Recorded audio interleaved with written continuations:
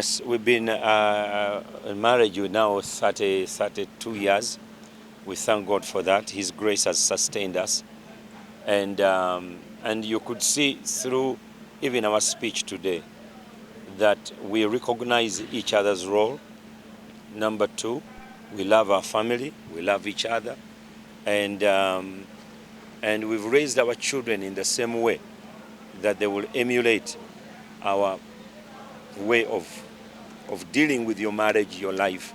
Find someone whom you love, whom the Lord has given so to you, or whom you actually found in your heart, because the Bible says, he who finds a wife. So you need to find somebody.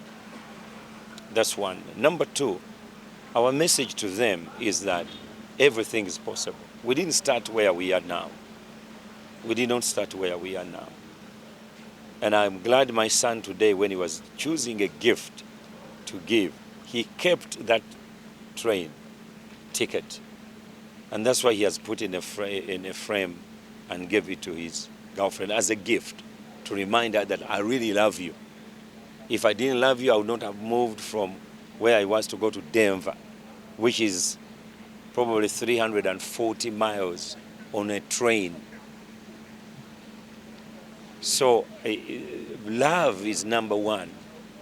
That's why the issue of dowry should be totally disregarded. Gifts, yes. Appreciation, yes. Celebration, yes. But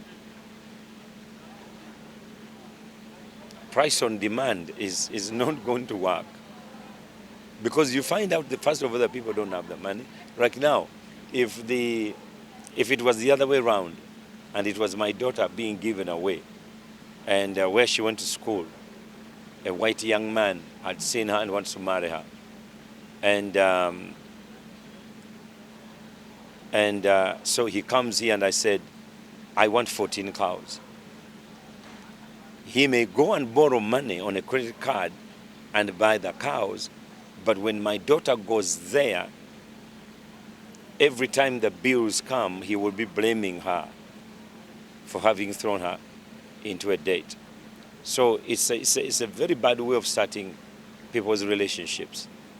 So my advice would be to parents that let them be reasonable in demanding, and we need to actually exhaust that. By demanding exorbitantly, are you solving a problem of their lack and poverty, or you are creating more problems for these newlyweds?